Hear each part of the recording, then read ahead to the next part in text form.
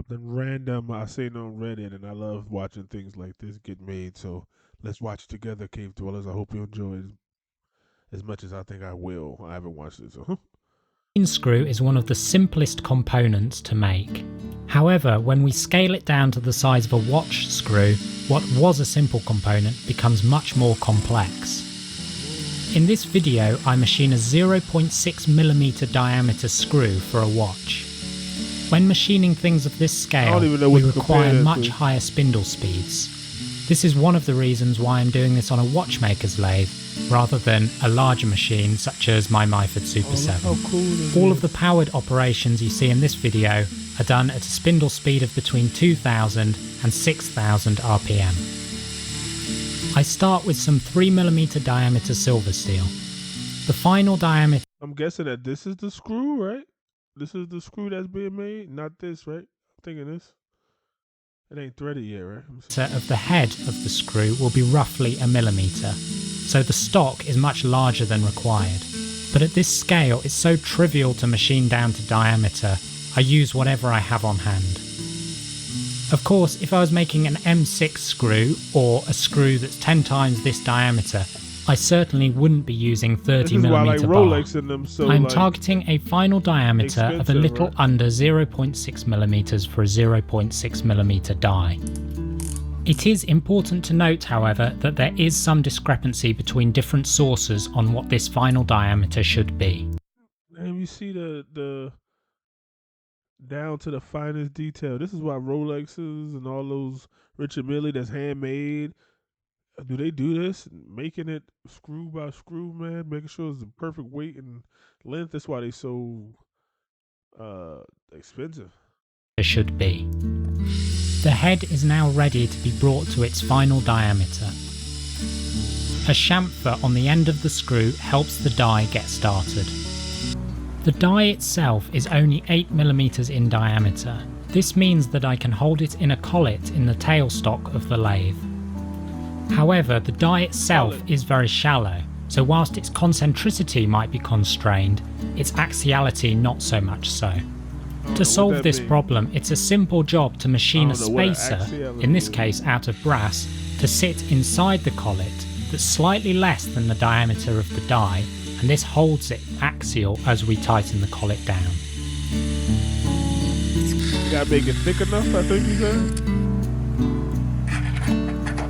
Gotta be long enough but thick enough at the base.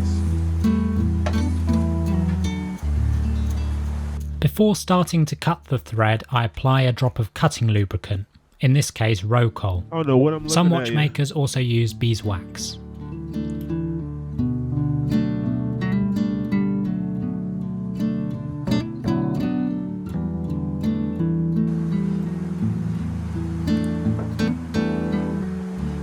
At this scale, it's very difficult to feel what's going on, so I mostly rely on sight through the watchmaker's loop.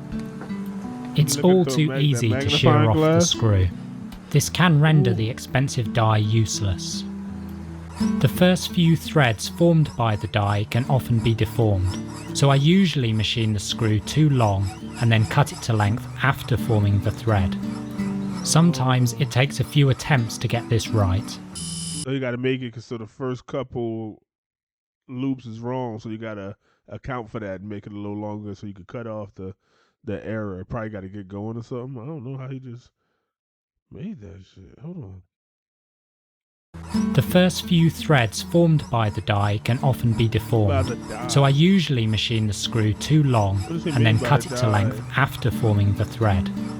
Sometimes it takes a few attempts to get this right. I now face off the threaded portion of the screw to length. The screw is now ready for parting off. Losing small components seems to be an inevitability in watchmaking, and I've probably spent nearly as much time looking for lost components as I have making them. Magnets can certainly help in the search for a lost component. The screw is flipped round and put in a 0.6mm collet so the head can be faced to length. The screw is then held in a pin vise, or in this case one of the tailstock chucks for my lathe, so that the slot can be cut. Yo, he said this would happen if somebody bring him a watch in and like a piece go missing, a screw. One approach is to use a slitting saw, but here I am using a And he piercing learned saw just to and make cutting it. the slot by hand. The finished screw is How you so know how small deep? that it is difficult to recognise without magnification. To put this into the context of watchmaking, a skilled So he can watchmaker turn it. will be able to make a screw half this diameter, and a typical balance staff is just 0.1 millimeters. Normally at this point the screw is cleaned up, hardened and blued. I shall reserve this process for a future video. Oh man, I gotta watch more of his videos. What's this guy name? Watchmaking for Nova Engineering. You gotta subscribe, my God. I love this. And you got future videos. Let me know if y'all like this type of stuff, this random type of stuff. Cave dwellers. I like this. I know I like watching people on YouTube look at this stuff. So it's like I'm watching it with y'all. Y'all can put in your comments. I respond to all the comments, and let me know what y'all think about this. That's pretty impressive. Look at that. That's crazy. I don't know how he did that by hand. He just did that by sight, just knowing it's thick enough, or maybe when that whole blade fit in, that's when it's thick enough. And, oh man, let me know. That was impressive. That artwork, we can't lose this. AI can't do this for us, right? Well, probably could put that in the machine and laser, but it ain't as impressive. It's more impressive when they do it right here, like this, through human hands with that care and touch. Let me know what y'all think, man.